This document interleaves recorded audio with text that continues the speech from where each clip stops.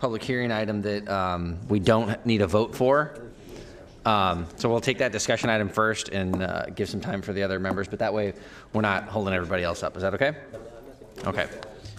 So with that, I think we need to start with a roll call, even though we're not going to have quorum, but go ahead. Okay.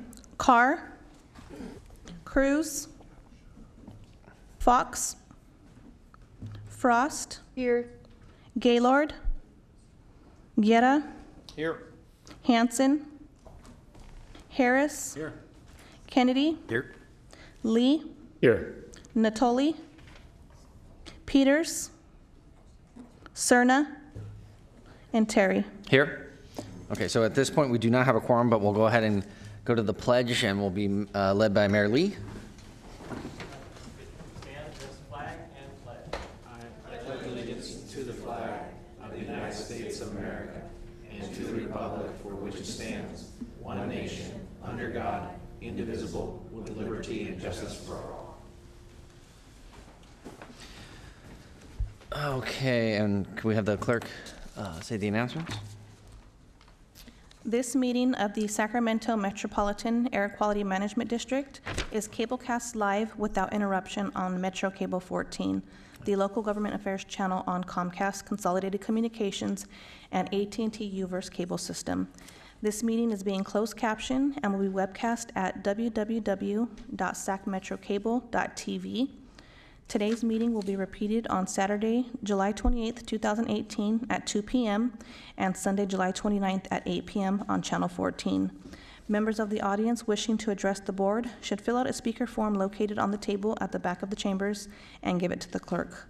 Please speak into the microphone when addressing the board and state your name for the record. Also at this time, please silence your cell phones until the conclusion of today's meeting. Thank you. And so with that, and without objection, we'll move on to discussion calendar items, item 7, which is our zero emissions mobility efforts. One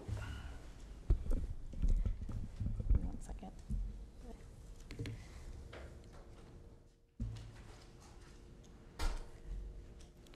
Can I get the presentation to come up, please? As the presentation comes up, I'll provide some context for the board. What we wanted to do with this presentation is bring you some of the very exciting news about the many programs that we're putting together at the district in concert with many partners that are here today. So we want to give the board a sense of all the great mobility innovation concepts that we're trying out. Some of it on our own, some of it using other programs and funding that is available. So we're hoping that this is going to lead to a real transformation in terms of not just better transportation, but better mobility in our region. And the fact that we're leading the pack is relevant for you all to know and to be aware so that you can communicate with your constituents. And obviously, we're going to keep an eye on not what we're doing and staying there, but where can we take it next. So with that. Thank you. Good morning, Chair Terry, Vice Chair Guerra, and board members. I'm Cindy Mann, Program Supervisor of our Mobile Sources section. Today, I have the pleasure of speaking to you about zero-emission mobility efforts that are taking place in our region.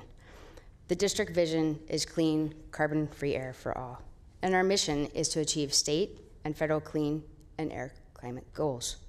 We know that 70% of the emissions in our basin are due to mobile sources.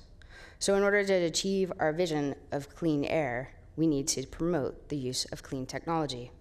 To ensure clean, carbon-free air for all, we need to provide access to the clean technology throughout the region, including the underserved and disadvantaged communities. These are key strategies in our zero-emission mobility efforts.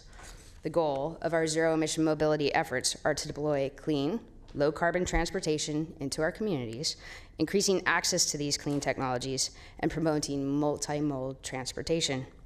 For the zero-emission technologies not only benefits the individual community's public health and air quality, but provides mobility access for workforce, medical, education, resources, and an overall better lifestyle. In the coming months and years, the capital region will begin to see a massive transition to low-carbon transportation. This is due to the unique opportunity and moment in time where many factors are converging to successfully deploy innovative zero-emission technology. This synergy is possible in part due to the millions of dollars we have received in cap-and-trade funding. Zero-emission technology is now viable and readily available. Our communities are now readily accepting the technology for a sustainable future and the political will to make things happen. I've been joined today by some of our partners to highlight some of the zero-emission mobility efforts that are taking place in our capital region. First, I would like to introduce Tony Gonzalez from Electrify America.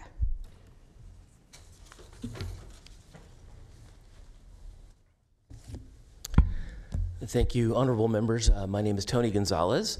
I represent Electrify America, which is a subsidiary of Volkswagen North America, which was created largely to promote awareness and encourage ultimate adoption, widespread adoption of electric vehicles in the United States, but really with a strong focus in California.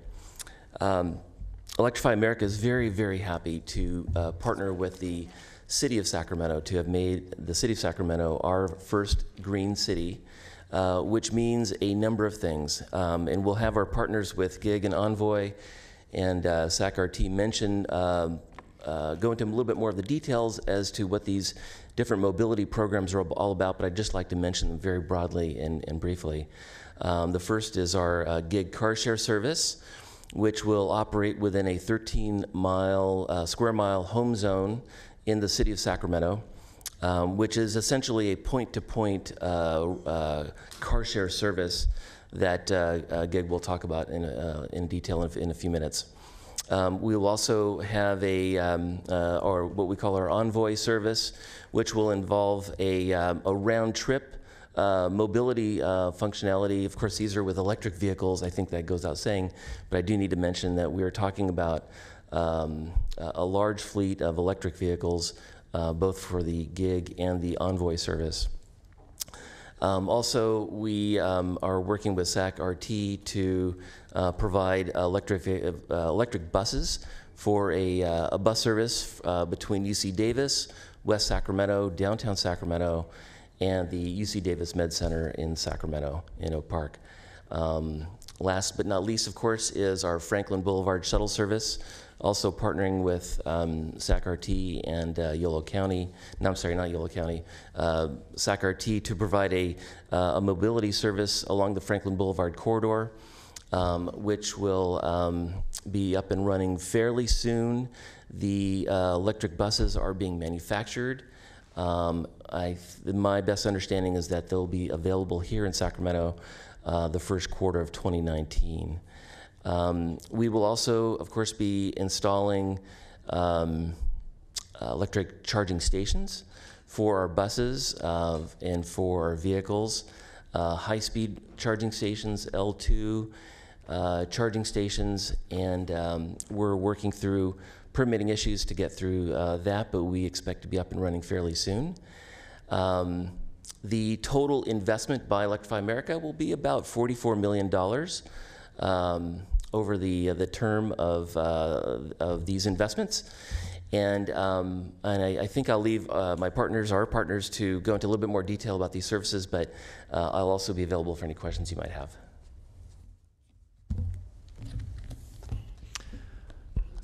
Thank you. Go ahead. Thank you, Tony. We appreciate Electrify America's efforts throughout our region. Next, I would like to welcome Jennifer Gress from the City of Sacramento.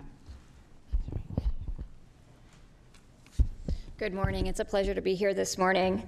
Electrify America's investments build on our existing work to promote EVs in Sacramento and are helping to catalyze a larger transformation in mobility, electrification, and shared or pooled trips, all with the goals of providing our residents more options to get where they need and want to go, and to do so in the cleanest manner possible. The city's framework for zero-emission mobility is embodied in our EV strategy, which the City Council adopted in December of last year, the first of its kind for the City of Sacramento. The EV strategy establishes a vision for zero-emission transportation, and it identifies 11 different goals and key actions we are committing to undertake to achieve those goals. Embedded in our strategy is a vision based on 4 principles: enhancing the mobility options of our lower income residents in disadvantaged communities, strengthening first mile, last mile connections to transit, positioning Sacramento as a hub for the demonstration and deployment of zero-emission technologies and innovative models to facilitate mobility, and establishing ladders of opportunity for our residents. This isn't just about helping people get to jobs. It's also about creating jobs and training opportunities in a new economy that's based on clean energy and transportation. To achieve this vision, we have set some pretty ambitious goals. 75,000 ZEVs by 2025. 75,000 is over 23 times our current number of 3,200. Another key metric is number of households with the ZEV. Currently 2% of households do, and we're striving to get to 35% by 2025. And we aim to get to 40% of annual sales being ZEVs by 2025, up from 2% today. These goals are based on Sacramento's share of Governor Jerry Brown's goal of 1.5 million ZEVs on California's roads by 2025. Electrify America's investments will certainly go a long way to helping the city achieve its goals. Tony provided an overview of Electrify America's investments, and I want to highlight 2 specific projects. The first is GIG's car sharing service. GIG operates a free float model of car share, where a user can pick up and drop off a car anywhere within a 13 square mile home zone. And for reference, the home zone in GIG service is pretty similar to Jump Bike's home zone. There'd be a total of 260 ZEVs operating in Sacramento, which is a significant investment in electric shared mobility. As I mentioned, investing in low-income and disadvantaged communities is an important priority to the city, and we are very pleased that 70% of GIG's home zone consists of low-income or disadvantaged communities. And 75% of the developments where Envoy will be operating are located in such communities. The second project I want to highlight is the Zev Shuttle that will operate between the University of California Davis main campus and the UC Davis Medical Center here in Sacramento. This will replace an existing shuttle service that UC Davis operates solely for its students and faculty, currently with hourly service. The new service will be open to the public with stops in West Sacramento and downtown, and include 15-minute headways during peak hours and 30-minute headways at other times. We're really excited about this new service, as it will facilitate access to the university and to Sacramento and enhance the connectivity and collaboration between these communities to foster economic development. Before concluding, I want to leave you with 3 thoughts. First, The transition to zero emission and shared mobility is occurring right now, and we want to ensure that Sacramento is in the best possible position to take advantage of it. Second, when you take into consideration the range of investments we are collectively making in transportation, jump bike share, microtransit, car share, EV charging, complete streets, we are building a holistic mobility system that reduces and for some eliminates the need for personal auto trips. And we're also increasing the likelihood that the personal auto trips that do occur will be in EVs. These investments are necessary to enhance access, improve air quality, combat climate change, reduce congestion, and promote economic growth and vitality for the region. This is an exciting time for mobility in Sacramento. And finally, when talking about our efforts to promote ZEVs, we're often asked about lessons learned or key principles that other cities can learn from our experience about. And what I always say is that regional collaboration key. That is Sacramento's secret sauce.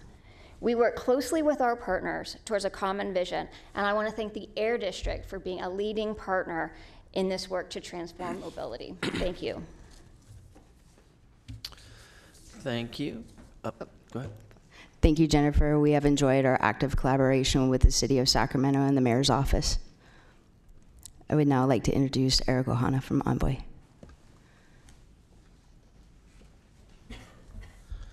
Good morning, everybody. My name is Eric Ohana. I'm the co-founder of Envoy. Envoy is a community-based car sharing platform. We park our vehicles at apartment complexes, at hotels, and at offices as property amenities, typically exclusive for the tenants or the residents of that property. I'm really excited to talk to you about two programs that we're working on here in the Sacramento area. The first one is a grant that we were awarded from the California Energy Commission, and the second is funds that we're getting from Electrify America to deploy into communities here and around Sacramento. So for the California Energy Commission, we have 30 cars being deployed in 15 sites. So each site gets 2 dedicated level 2 chargers with 2 dedicated vehicles. Those vehicles can be accessible by community members for personal use, but we're also allowing people to use them to go drive for the gig economy, so they can actually make personal income with these vehicles. About 75% of these vehicles are going into disadvantaged communities. We think that's going to be extremely impactful for those community members. They're typically late adopters. They're not thinking about electric vehicles for their next vehicle, and this gives them their first access to this technology and to these vehicles, but they're also able to make personal income with these vehicles. And with what we're charging them to use these vehicles, we believe that they're going to see, or they're going to be earning more than 30% more than the current minimum wage. So we think that'll add a lot of different benefits to those communities. Each vehicle can support up to 2 full-time jobs or even 10 part-time jobs. Next slide. So this is just a little bit more detail about the programs themselves. On the CEC side, again, we are installing level 2 chargers. Our partner on that program is actually ChargePoint, and we are installing dedicated chargers for each one of those vehicles. We have already identified all those properties and have contracted with those properties to install those. On the Electrify America side, for this first tier, it's going to be a total of 71 sites and 142 vehicles. This slide is a little outdated, but it's outdated because it gets updated almost every day. We are actively signing agreements almost on a daily basis with hosts, site hosts. We are up to about 26 signed agreements here already for the Electrify America program, but every week that is growing. So our goal is 71. If you saw on the previous slide, we are trying to put our vehicles and our sites all across all the districts within the city of Sacramento. We are still looking for more sites, so any council members that might have stakeholders that would like to see these vehicles at their properties, please feel free to contact us and give us any kind of suggestions. Thank you. Thank you, Eric. We look forward to collaborating with Envoy in the near term. And now we'd like to welcome Nathan Walsh. Good morning. My name is Nathan Olsch. If you could hit the slide, please. My name is Nathan Olsch. I'm the Executive Director of the Franklin Boulevard Business District, as well as the the Franklin Neighborhood Development Corporation, where I serve and represent 600 businesses, 160 property owners, as well as 10,000 residents and 7,000 employees in South Sacramento. That said, our journey has been long, and we continue to strive to better our community. We are overlaid with several different zones, as mentioned before. We are in the disadvantaged community area. We're also part of the Promise Zone. We're also part of the Economic Opportunity Zone, which is equity for our area of low-income folks. That said, we do have a lack of infrastructure in our district, and this is one of the issues that really pertains to us. And in partnership, as alluded to before by Jen Gress, is partnerships are key. A few of the folks in the room that we do have is from the Air Quality Management District. We have Paul and Gary. They were part of the SACOG endeavor of Civic Lab. This began last August, and this was one of our biggest opportunities for us to be able to not only put us on the radar, but to partner with Electrify America, with RT and other folks.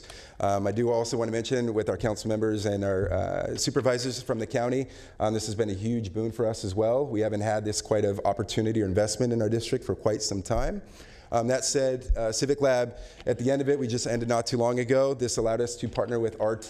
This is a $400,000 investment that we garnered from an investment opportunity through all of the partner agencies, specifically through STA, Sacramento Transportation Authority funds. With that, it allows us to be able to provide mobility options that once we never had.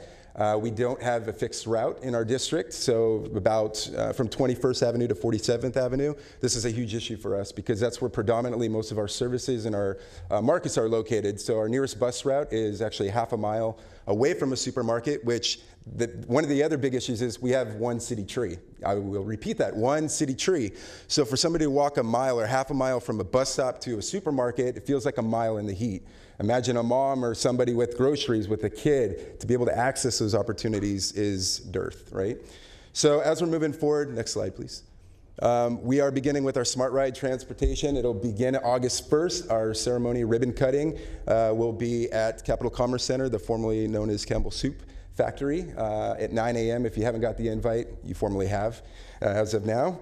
So the other thing that I should mention, if you go to the next slide again, one more time, please.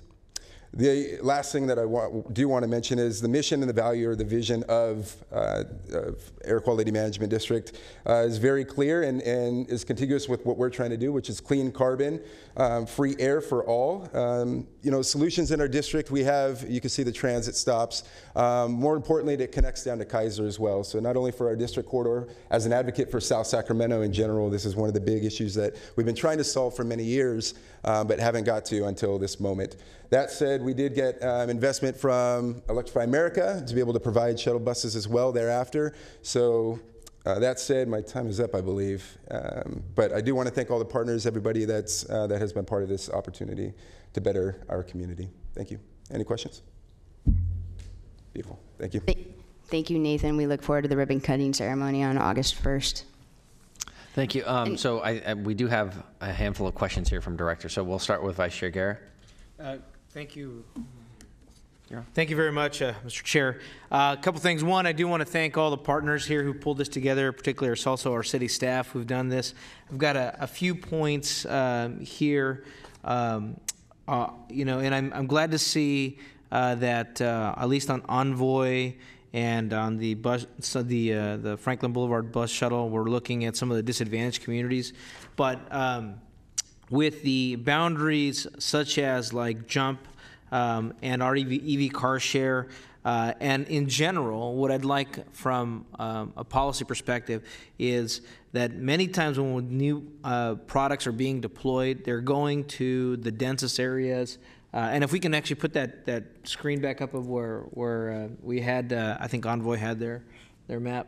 There we go. Most of the time, the maps don't look like the one on the right. Most of the time, the maps of these services look like the one on the left, where you have services going to areas with higher income, higher accessibility, so a good example is when we look at the boundaries where Jump and the EV car share go, they all land around 14th Avenue, and the majority of those communities within that boundary are on the preponderance folks who are choosing to look at EV car share you know, from a from an environmental perspective. Also, maybe they don't want to deal with another vehicle, but not from an economic necessity. And when you go further south and further north, and even in the unincorporated areas of the county, South County, there are a lot of communities who a vehicle is an expensive piece. So I hope that that as we develop our public policy and the different stakeholders who are involved in these pieces are pushing the private industries, because even as I think our city staff mentioned, the transition point, it's a transition that we're trying to use. It's all being geared by private business. None of these, with the exception of maybe the Franklin Boulevard District, which is a quasi-business, quasi-government entity, are government businesses. The private businesses are, at the end of the day, are looking to making sure that they run their business. And many times, the low-income communities are not the starting point to make sure that they benefit. So what I'd like to see is to make sure that when we move at the beginning of our programs, is that we take that focal point in mind and making sure that that's taken into consideration. The last piece is I wasn't clear on what the red dots were. Now those were all different charging stations that ChargePoint's going to be putting out that you're using. Is that correct, Aaron?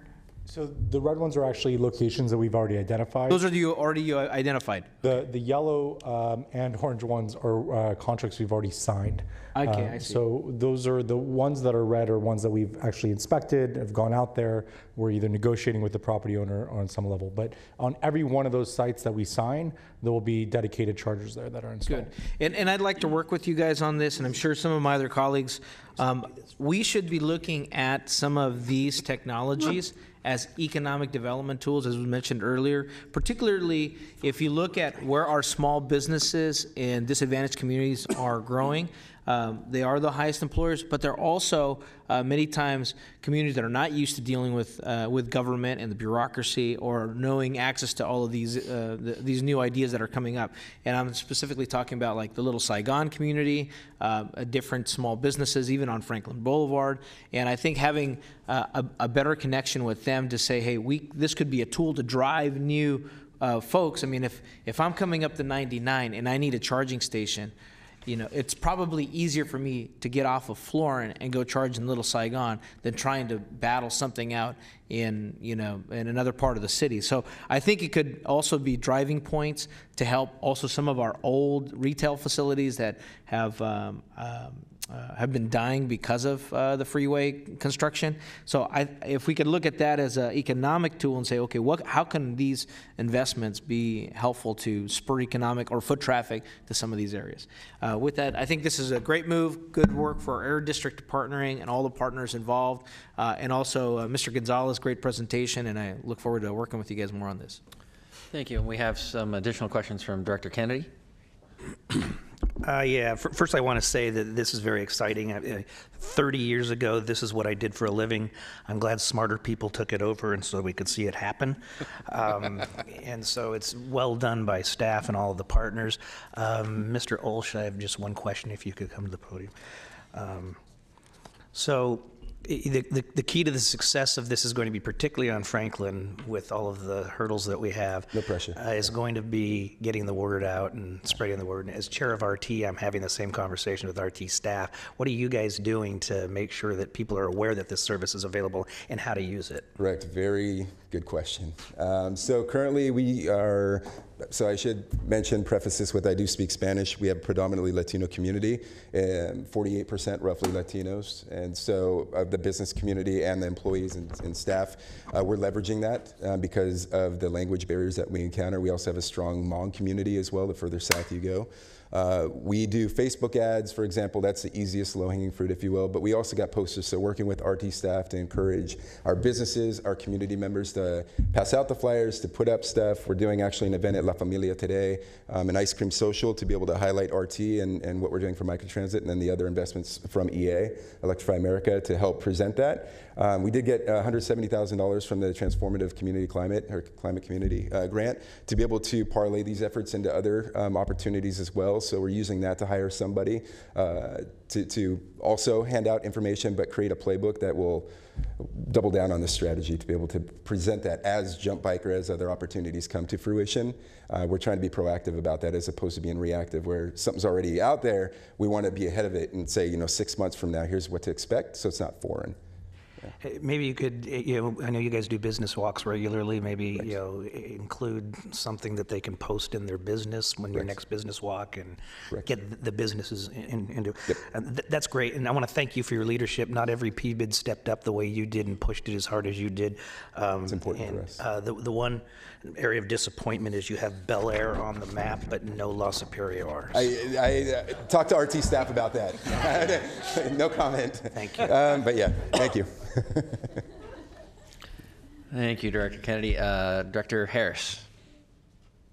Thank you, Chair. Nathan, can you want to pop back up?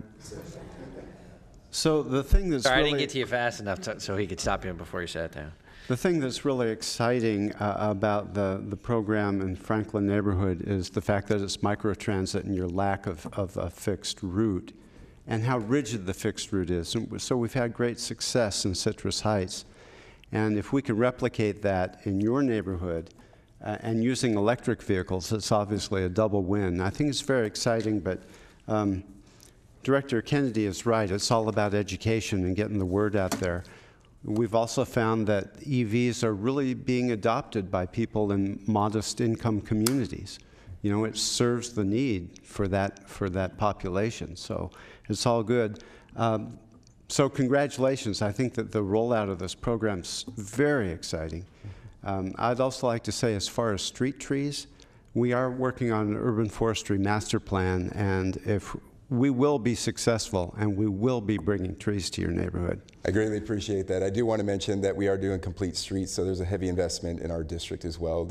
We have a lot of efforts moving forward. I obviously didn't have time to talk about them all, but pertinent, but they're all contingent on each other and as we move forward, so thank you. So good things ahead. Thank you for your efforts. And Eric, could I ask you a question? So what is your strategy for keeping all the vehicles charged in the car share program? Well, the great thing about our service is the car has a reserved parking spot, and at that reserved parking spot, there is a level 2 charger. And an individual can't actually end their reservation until the vehicle is plugged in. We know that. The card talks to us, so we don't actually allow somebody to end their reservation until the vehicle is plugged in. Nice. So that was a piece I was not aware of. That's great. I just wanted to make a comment that I've been working with several developers in student housing around Sac State and encouraging them to contact you, and I believe they will soon, about developing car share in their development. So I think that the student population will be adopters of this as well. To a significant was student housing development, and this idea actually came out of that, so we would love to participate. Well, there's a lot of units, a lot of beds going up near Sac State, so I think it's a great market to tap into. And since we are kind of being broadcast live, if anybody thinks there's a property that should be included in this program, they can go to our website. It's envoythere.com, and there's a place that you can nominate your property. And from that link, you can put in the property information, and we'll contact the property and try to get things going. Yeah, it's envoythere.com, ENVOYTHERE.com, and then nominate your property. Very good. Well, I think on our side of the dais, we'll do our part to help make you be successful. Yeah, one last point. This wasn't mentioned, but Electrify America, for anybody utilizing these services, they can actually access DC fast chargers in multiple locations all over the city, and those charging is for free. So it's really free fuel for anybody using these services as well. And will those fast chargers be available to the public generally as well? I believe so. Yes, they will be generally available for the public, but anybody using our vehicles for the gig economy to make money will also have that savings of not actually have to paying for electricity or fuel for the vehicles. Excellent. Appreciate your efforts. The last comment I want to make is, and I brought this up before, I've been driving all electric for 5 years, and I've found that electric vehicles will meet the needs of probably 90% of our residents, because if you really assess your driving habits and your needs day by day, most people drive less than 55 miles a day, so the range of an EV is perfect. And on those rare occasions when I need to take a long trip, I rent a car, and I'm dollars ahead every time. It is so inexpensive to own and operate an EV in terms of maintenance and the cost of fuel, that once you figure it out, you will adopt an EV and you'll never go back to internal combustion. Thank you. Thank you. I just want to note the time. We're at 9:45 and we still have, and I don't want to cut off the discussion because I know we have other questions, but we still have the consent, another item to discuss, and 2 items in closed session. So with that, Director Lee? I just want to chime in saying that how excited I am about in particular the collaboration amongst the various partners. Some things we're doing in the city of Elk Grove is working in conjunction with Go Green Foundation as well. So I will look forward for any sort of opportunity to collaborate along those lines. Thank you. Thank you, Director Fox. And welcome, Director Fox. Thank you. Just very quickly on the micro transit, the RT down to the south side. In about 60 days, could you give us back some information about the success? Being from Citrus Heights, I know how quickly ours went from a few riders to 200 riders a day. Yeah. And it would be interesting to see how that works on the south end, because I like that regional concept. Yeah, fair question, Director. Yeah, if it's possible, and if the chair would allow it, I'd like to, about 60 days out, see how that's going. Yeah, we'll give monthly reports, I believe, internally, regardless, but we're working heavily with RT to make sure that this becomes successful. Great, thank you. And for Envoy, whenever you're ready to come to Citrus Heights, shoot me an email. Thank you. Okay, so with 60 days, we'll get a report back to the board? You're going to be hearing on this topic from us frequently, because as you can see, it's a lot happening and it's very exciting, and we're going to keep you posted, so we'll definitely bring you back information. Okay, thank you. And do we have another speaker? Yes, just a couple of slides to wrap up. Okay, go ahead. And now for the program that started it all for our region, our community car share. Phase 1 was the pilot program for this project. We were able to bring 8 zero-emission vehicles and 8 level 2 chargers and 1 DC fast charger to 4 DAC subsidized housing complexes. To date, over 6,000 trips have been taken, 92,000 miles driven, and over 100 members. This pilot program has provided mobility access for employment, medical, education resources, and an overall better lifestyle for the residents of these communities. Our success with this program has led to Phase 2 and Phase 3 in order to expand this wonderful program. Phase 2 is currently in process, and we are on track to have 6 ZEVs and 6 level 2 chargers at 3 DAC subsidized housing complexes by December 31st of this year. Phase 3 should begin in 2019. Ride Hail is a pilot program introduced in Phase 2. This Visa logo credit card will provide added flexibility and transportation options to the participants at Phase 1 and Phase 2 locations, as well as eligible DAC residents at large. This Visa card is merchant code restricted and will allow participants to use sustainable transportation options such as regional transit, Lyft, Uber, Jump Bike, as well as Connect Card. Last but not least, Clean Cars for All. This program focuses on providing financial incentives for low-income, disadvantaged communities participants to replace an older, higher polluting vehicle with a clean transportation alternative. There's $5 million from cap and trade funding available for this program. Once the program is implemented, it is eligible for annual expansion funds. This table shows the potential incentive amounts available to participants. Incentives can be used to replace older vehicles with newer or pre-owned clean technology vehicles with provisions to provide access to alternative mobility options such as public transit, car sharing, van pooling, ride hailing, and electric scooters through a preloaded Visa card strategy in lieu of a replacement vehicle. 3 benefits of the Clean Cars for All program. 1, replacing older vehicles with newer or pre-owned clean technology vehicles, thus promoting clean technology.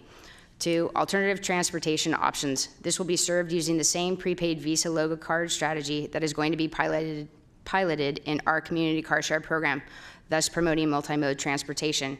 3rd, the educational component, informing participants of the Clean Cars for All program, the availability of ride-hail job opportunities, which would in turn expand EV ride-hailing in DAC communities, thus improving access to clean technology for all. We are currently working with ARB and hope to have an agreement before June 30th of 2019.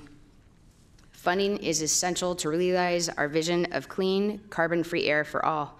Currently, we have a regional commitment of $13.3 million and a potential of $21 million in future funding. Many of the current funding sources for our zero-emission mobility efforts have geographic restrictions on where the monies can be spent. In the future, we look forward to modeling these successful efforts and expanding these programs to the entire district. The Sacramento region is an example of this. This future funding and multi-agency regional efforts will help to continue the synergy and allow the zero-emission mobility efforts to flourish in the capital region, as well as moving us closer to our vision. We thank you for your time. Staff and partners are available for any questions you may have. Thank you. I think we got out most of our questions. Any other questions for staff or the presenters? I just wonder if we could get the contact information for Eric. He said, contact me if you might have a location in your district. We'll make sure Can that you email us maybe the contact or? Well, we'll make sure that we collect all the contact information and we'll send a note to the board so you have it easy access. Great, thank you. And then just one correction on the slide. You can see we have some problems. In your packet, you should have the legend for the pie chart. The numbers are, the dark blue is 44 million from Electrify America, and the light blue is 34.3 million, which is the regional commitment that you see on the table. Great, thank you. Any other questions? Thank you to all the presenters and staff. That was great. Okay, so let's move back to the top of the calendar here, and we'll take the consent calendar items. Anything need to be pulled? No. Any public comment? No. Okay. Okay, we have a motion. Do I have a second? So I have a motion by Garrett, a second by Harris. All in favor? Aye. Any opposition? Motion carries. Okay, just to check, because I didn't get to talk to everybody, anybody got a hard stop today? Because we have to have everybody here at 10:20. Okay. So let's go ahead and try to take this public hearing. We still have 2 items to do in closed session. So we'll just keep an eye on 10:20 as our hard stop in closed session. So with that, we'll move on to item 6, which is adopt Rule 419. Well, good morning. My name is Kevin Williams, and I lead the rule development program at the district. The rule being proposed today limits NOx emissions from equipment that is not regulated by any current district rules. In the interest of time, I'll give a brief presentation that focuses on the reasons why we're proposing the rule and what its impacts are. EPA made a finding that the district has a deficiency in its implementation of reasonably available control technology at major sources. And as a result of that finding, the district is under a sanctions clock. And adoption of Rule 419 will stop the sanctions clock. The rule is being brought before the board in 2 phases. Today's rule is going to apply only to major sources, and it's going to address the immediate need to stop the sanctions clock. Later this year, we're planning to bring back revisions that will set NOx limits on non-major sources as well, which will give us an additional time to address some technical issues that came up during our discussions with the smaller sources. We have one major source that's subject to the proposed rule. The natural gas-fired ovens at that facility already meet the rule emission limits, so there won't be any cost for equipment. As a result of adopting the rule, there won't be any changes to equipment or operation, so there won't be any environmental impacts, and the action of adopting the rule will be exempt from CEQA. There are some additional costs that the source will incur from source testing requirements that are needed to ensure compliance with the rule. So our recommendations today are to conduct a public hearing to determine that the adoption of the rule is exempt from CEQA, to adopt the resolution approving the rule, and then to direct staff to forward the materials to CARB for submission to EPA. Thank you. Thank you. So first, we'll open the public hearing. We have no public comment. We have no public comments. Do we have any comments or questions for staff? Yeah. Director Anatoli? Yeah, thank you, Mr. Chair. Question then, in the staff report, it talks about that when you were doing some of the workshopping, you were looking at both this new Rule 419 as well as Rule 414, And I guess I just wanted to have an understanding that, and you're going to be bringing that back as I understand it, but and that affects water heaters, boilers, and process heaters, less than a 1 million BTU. How far down does that go? Does it go to household water heaters? Are you going to be looking at that in the 414? And if so, what? Just very briefly, Kevin, could you tell us what you ran into that you hadn't anticipated in the workshops that will trigger you to do some additional review? Director Natoli, maybe I'll just cover that one real quickly. Okay. Not a problem. So the changes we're actually proposing to 414 is an existing rule and already covers down to residential water heaters. And primarily that rule and regulation is a point of sale regulation, requires that people that are purchasing and or selling and installing smaller water heaters are already buying something that meets the standards. The change we're proposing for 414 at the moment is an actual exemption from it for hot water pressure heaters, primarily that are typically diesel fuel fired. These are small ones that places like regional transit may be using when they go through and they're cleaning up stations and areas and things of that nature. And there's about 15 to 20 of those units, and there are no certified devices. So we're simply adding an exemption to the existing rule to be consistent with some of the other districts in California that have come across this equipment. So that would be mobile, portable equipment that's either truck mounted or... That is correct. So used for cleaning streets and such? That is correct. Pressure washing. Pressure washers, got it. Okay, thanks. Any other questions? Okay, seeing none, I will close the public hearing and entertain a motion. I'll move the item, Mr. Chair. So we have a motion by Guerra, a second by Kennedy. All in favor? Aye. Any opposition? Okay, motion carries. Thank you. Okay, with that, we will adjourn to closed session.